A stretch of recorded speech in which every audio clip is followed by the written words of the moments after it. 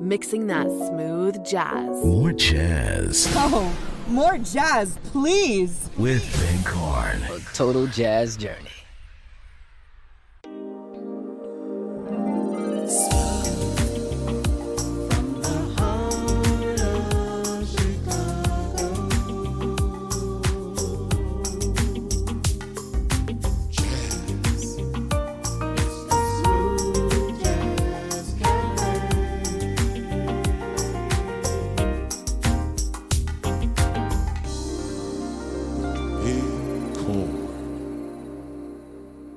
This is the Artist Double Play.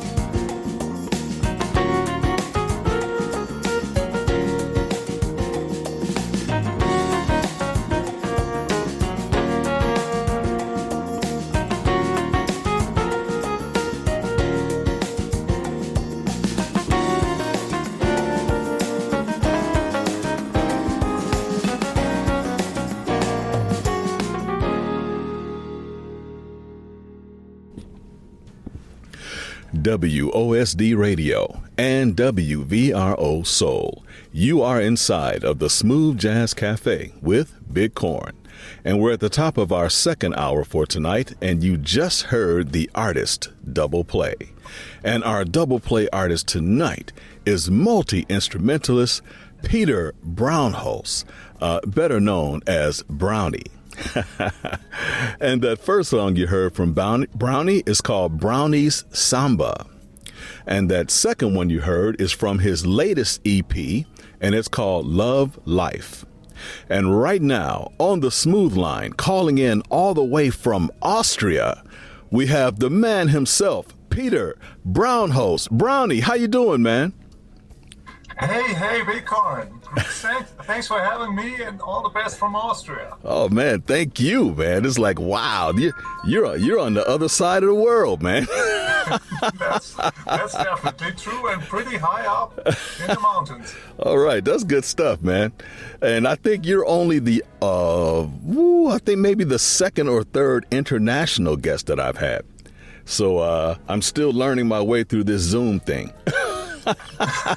Me too. All right, let's dig into your life a little bit, Brownie. Can we do that? Yes, of course. All right, so you were born in a place called Hanover, Germany. Is that right? Yeah, that's true. And now you live in Austria. Yes, I do. All right, that's good stuff, man. And since a little bit more than 2 years, I'm here. Okay, and all I'm right. very glad to be here. All right, that's good stuff, It's a very man. nice place, very inspirational nature around me. Yeah, I bet. So now you were born into a musical family. Yeah, that's right. Your Both father, my parents were- your father was a violinist at the Frankfurt Opera House, and your mom was a piano teacher. Yes. That's good stuff, she man. taught me the first keys. Yeah, because you started out learning classical piano at the age of 4 years old. Is that right? Yes. At this age, I couldn't say no. That's good stuff, man. And then let's see, you added electric guitar and bass as a teenager. Yeah. And then you played in various. I heard Marcus Miller. And then I knew I had to learn bass. Oh yeah, man, he's a bad man. You know, I got to tell you my little bass story since we're talking about bass. So, Okay. you know, I'm an aspiring bass player, Brownie. Big emphasis on the word aspiring. I think I know what you're talking about. But I What's bought. the same with me? I've always loved the bass, and you know, my listeners have heard this story a million times, so I'm not gonna get really into it. But long story short, I bought a bass guitar about 10 years ago, with the intent on taking lessons, and never got around to it. And the bass sits in my basement on one of those nice stands and everything. And people come over and they say, "Oh man, Corn, I didn't know you played bass." And I'm like, "I don't." It looks nice, doesn't it? But every year, my New Year's resolution is to stop procrastinating and start getting some lessons. And I've had about 12 or 13 bass players on the show. And Wow. and they've all promised to give me one free Zoom bass lesson. So can I add you to that list, Brownie? Of course. I'll be very happy to show you some. All right, but I got another bass lesson. All right, so let's see here. You played in various soul bands as a teenager and toured all over Germany as a support act for the legendary rock funk group Mother's Finest. Yeah, that was really cool. I bet.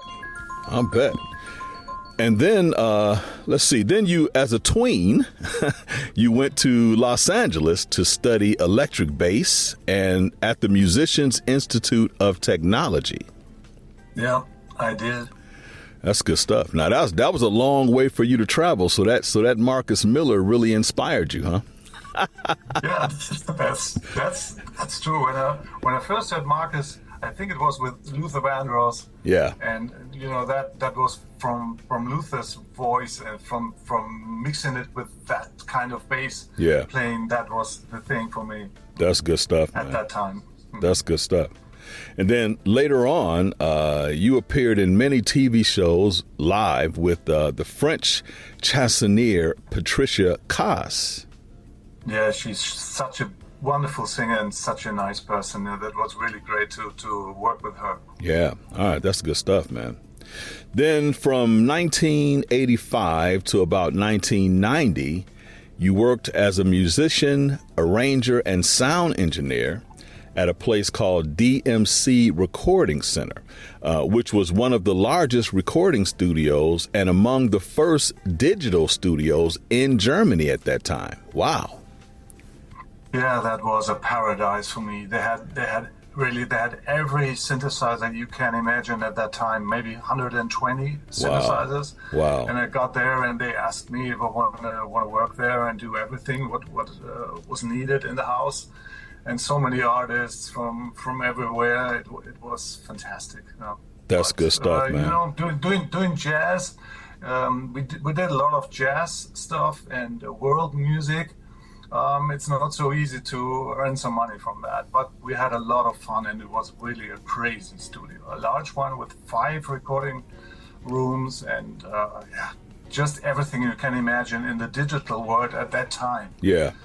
That's good stuff, It was man. one of the first digitally recording studios in Germany, too. Wow, that's good stuff. And you guys produce very different kinds of music at that place, from jazz to all the way to EDM. Yeah, that's true. That's good stuff, man. And then, let's see, after that, for a short stint, you were A&R manager at ACT Music and Vision. Yeah, Act Music and Vision. Yeah. Okay. That is one of the really well-known jazz labels in Germany. Okay. All right. That's good stuff. As well as other labels you work for. And then you decided to start your own business, and you established a studio for corporate design and photography. Yep, that's true. Wow. I just thought that I love music, but I didn't love the music industry so much. I thought I need. Yeah. Okay, you're laughing, and I know why. Hold that thought, because I'm going to ask you about that a little later. So you were working for big companies like Host, Mercedes-Benz, Porsche, and through photography, you found your way into the art business. And in 2006, being represented by galleries and showing your work in renowned art museums in Paris and Venice. That's good stuff, man. Yeah, that was an amazing run. I don't know how that could happen, because I was coming from nowhere. I didn't study art, and it's not so easy to get known in the art business and move forward if you haven't studied art. So yeah. I don't know how that happened, but it happened. Well, it happened pretty well, man, because you received numerous awards as a photographer worldwide, and you were honored as Architectural Photographer of the Year in 2018. Wow. Yeah, that was great. I earned 2 first prizes and this award in addition. That was really great. That's good stuff, man. Now, by then, you had already built your own recording studio, and you concentrated on composing and producing your greatest love in music, which is this genre we love called smooth jazz. Exactly. Now, just a few of your musical influences, Brownie. I'm going to throw a few names out here. Names like Roy Ayers, George Benson, Earth, Wind and Fire, Al Jarreau, Lonnie Liston Smith, The Average White Band, just to name a few. I mean, wow. Yeah. Yeah, I'm into melody, into groove. Yeah. And into creating a special mood. Yeah. And Roy Ayers and Lonnie Liston Smith were really very important for me, because they do music like art. It's creating such a strong visual impression, also what they did with music. Yeah. It's hard to describe, but it was very impressive for me. That's good stuff, man. That's good stuff. Now, in 2023, your music was discovered by a guy named Thilo. Is it Thilo or Thilo Berg? Yeah, Thilo Berg. Yeah. And he's the owner of the German fine jazz label called Mons Records, M-O-N-S, Mons Yes, Records. Mons means Berg in Latin language. That's why he called his company Mons. Right. Mons Records is one of the most successful jazz labels in Germany since a long time. Okay. He's All right. also in the international jazz business for more than 20 years. That's good stuff, man. Mons And Records. he's such a nice guy, you know. It's like when I talk to you, I have the same feeling when I'm talking to him. Oh, wow. He's such a nice guy. Thank you for that. Welcome. So now your career just took off from there, releasing lots of music. And as a matter of fact, you reached #1 and #2 on the Spanish smooth jazz charts with your song Joggers on the Beach. And then your Latin song Morning Walk entered the Million Streams Club at Pandora back in 2025, last year. Yeah. Wow, that's good stuff, man. You are the real deal, Brownie. Thank you.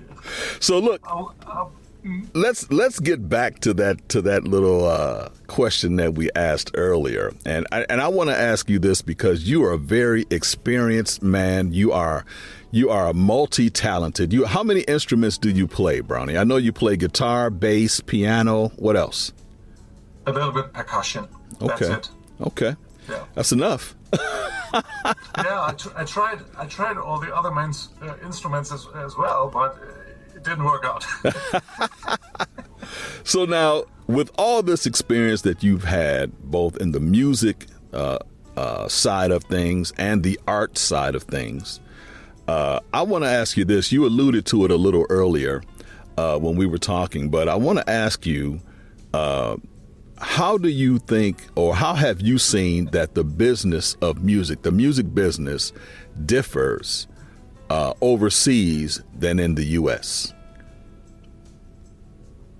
Well, that's a good question. I think the taste of the people here in Europe is quite different to the taste of the people in America. That made it pretty hard for me to move on and to create something like Brownie, smooth jazz style. But good for me is that it's not very important for me that all the people around me love my music. you know? Yeah. I'm fine if the people from USA, from Sweden, from Japan, from the Philippines, which happens since 2 years, love my music and give me great feedback everywhere. So, the business also, from as far as I know, is pretty hard for the American musicians. They don't get money if they play, and if they play gigs. That is, I think, much better here in Europe. When you play, you are paid. But it's also it's a very, very hard kind of life. So with that being said, I want to ask you about this, because I'm sure you know, well, in the U.S. here, and I don't know if you guys know about this overseas, but here in the U.S. there's this stigma, right? There's this stigma of traditional jazz versus smooth jazz, right? And some people who follow traditional jazz, and I know, like you mentioned earlier, traditional jazz artists are very, very big overseas. Jazz music is like the Holy Grail overseas. Here in the U.S., it's a smaller market, right? And I think that's why the genre of smooth jazz was created, because it's more relatable to some people. right? But there's this stigma out there that says that smooth jazz artists are not as proficient as traditional jazz artists. Some people say that it's BS, actually. So, and I they know what you're talking about. yeah, and they say that musicians who play smooth jazz are not as proficient as musicians who play traditional or straight ahead jazz. Now, I know that that's not but necessarily isn't it, true. Sorry, isn't it that only the musicians feel that way? Well, the jazz musicians, the traditional jazz musicians, see smooth jazz as kind of a not so worthy pop music or something. Yeah, there's two sides to that, Brownie. There's the listener's side, right? People who like traditional jazz, they like traditional jazz. They don't think that smooth jazz is a real thing, right? No. And then you have the musician side of it, because some musicians feel like if you're a saxophone player and you can't play Coltrane, if you can't play what's one they always say, Naima or I can't think of the other piece that he plays, but they say that you're not on top of your musicianship, right? Because there's a lot of smooth jazz artists that actually don't read music, and they'll tell you that they don't read music. Exactly. I don't read music either. Yeah. So it doesn't mean that you're not as proficient of a musician because you don't read music, but some musicians actually feel that way. So I mean, with a guy that with your success, and you admittedly don't read music, how do you feel about this whole stigma thing? It's BS.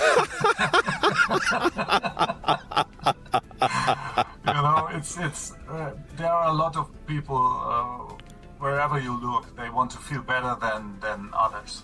They want to say I'm in any in some instance I'm better than other people. So yeah. This is not how you should be as a human being, I think. Right, and that gets carried over into some other people's beliefs, right? Like I've told this story before too. There's a jazz club here in Chicago.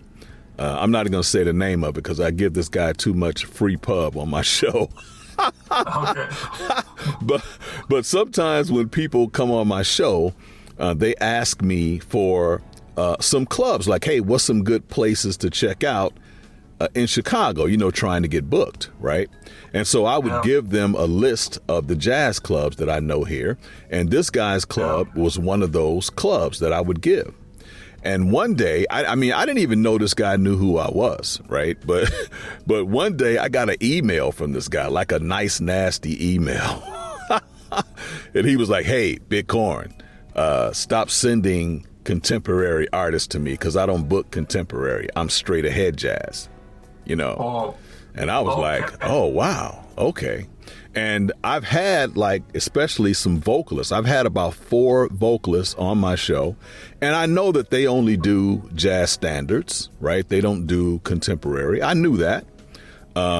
But they've played at his club, and I told them this story, and they were surprised. They was like, oh, man, he's a nice guy. I said, well, I never said he wasn't a nice guy. I just said this is what he said to me, So, Crazy. And then, I've talked to some musicians who were classically trained, right? But they choose to play contemporary.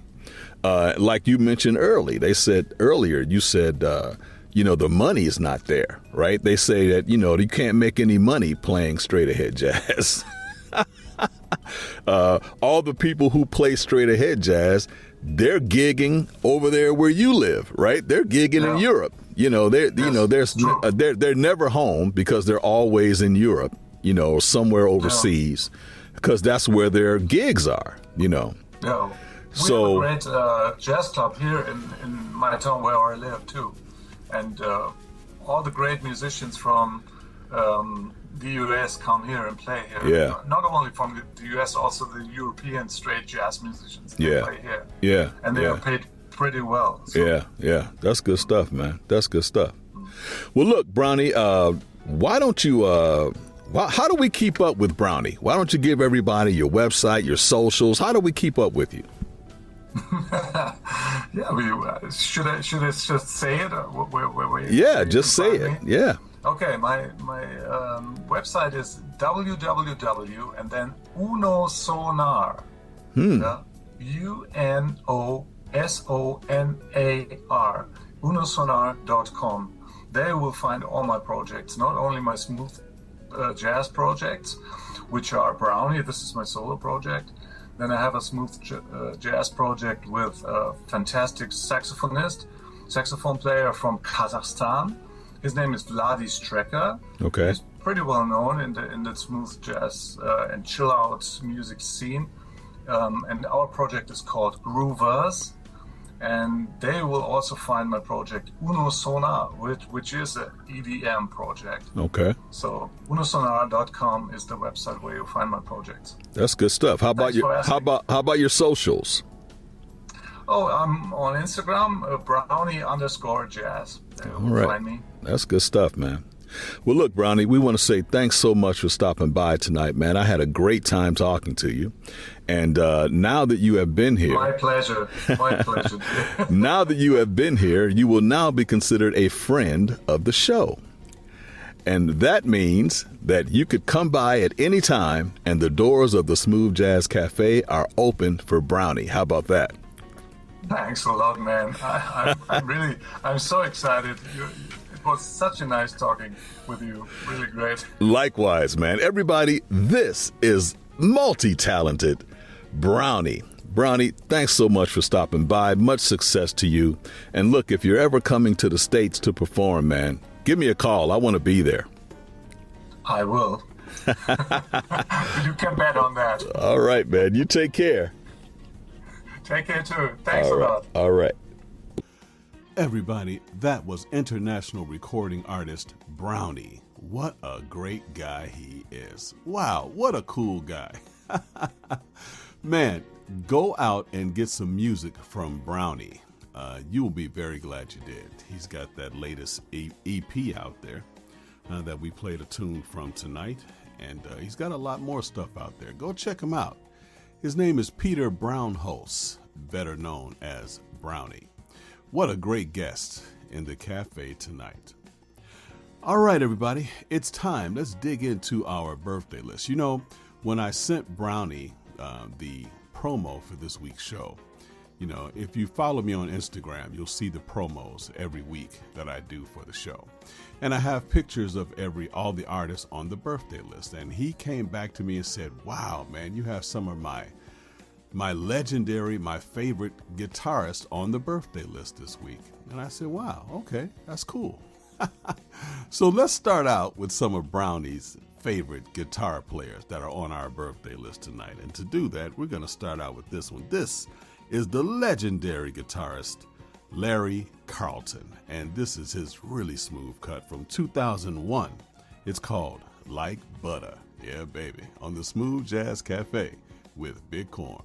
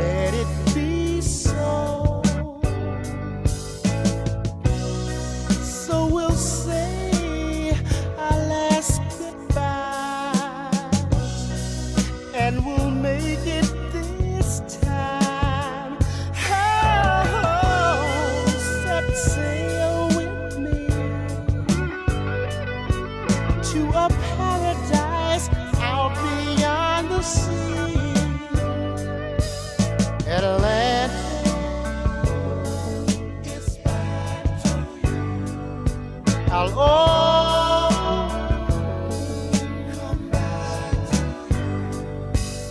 Atlanta, I'll always come back.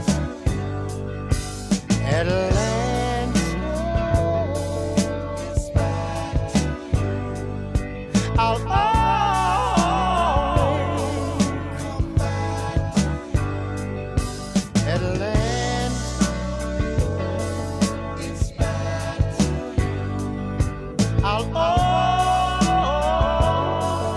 come back. Atlanta, it's back. I'll always come back. I'll always come back. I'll always come back.